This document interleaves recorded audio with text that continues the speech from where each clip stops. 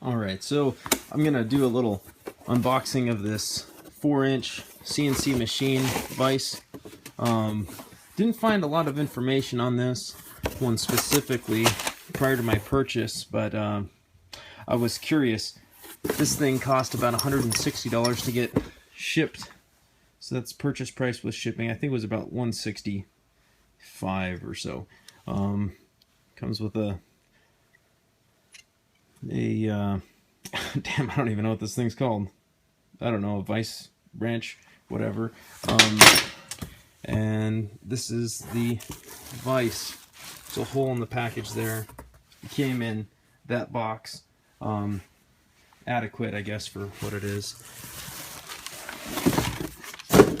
Hopefully there's no damage.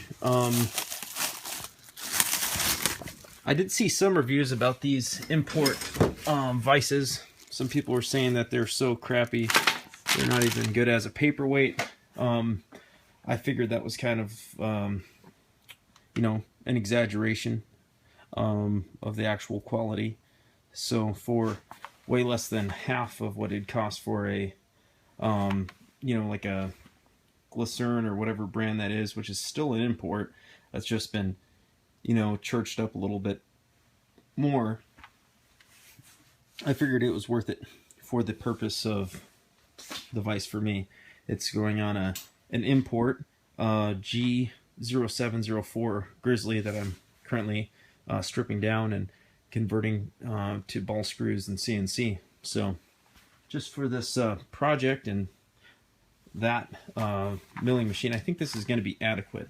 I don't have a tripod, but I'll do another video of me putting it on the machine and working it a little bit, and then I'll do some run out tests. And I think this is supposed to be parallel within, I don't know, I want to say, was it 2/10,000ths? So we'll see. I'll report. Alright, so before I get this on the machine, I cleaned it up. There was some of that grease or cosmoline or whatever that is they use, rust inhibitor. And then to clean it up, I've got this little dripper, eyedropper, I don't know what they call this, but anyway, I've got a little gasoline in there, and I just dripped that on there and wiped it down with an old t-shirt. Clean that up. Cleaned up pretty good. Something I noticed right off the bat, you can see this jaw doesn't line up side to side with the other one, and you know, that's a pretty obvious flaw. I think I might be able to adjust it over though, so I'll figure that out. Either way, it's not the end of the world. If that's the only problem, that'd be cool, but it's not. This doesn't fit on that thing, believe it or not.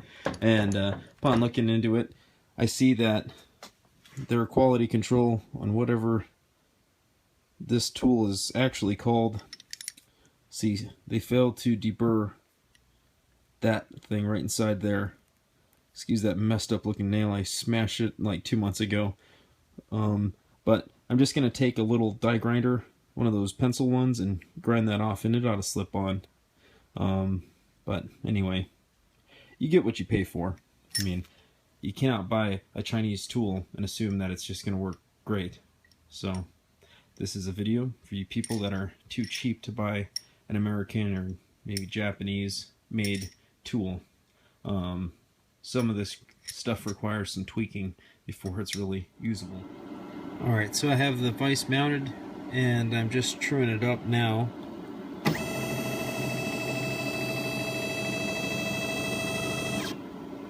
So, got it real close.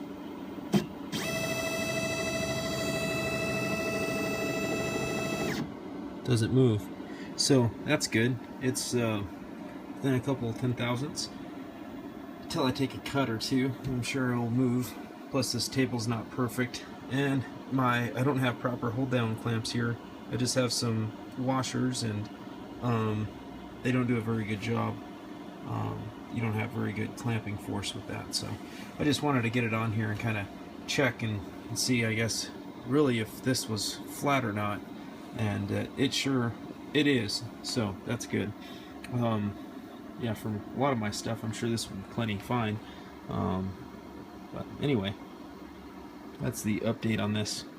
Verdict is so far so good. I mean, it's not a $400 Vise, it's $160, and yeah, expect to do a little bit of stuff, but I mean, if you're doing hobby type stuff, I mean, this thing's gonna be plenty for the average person.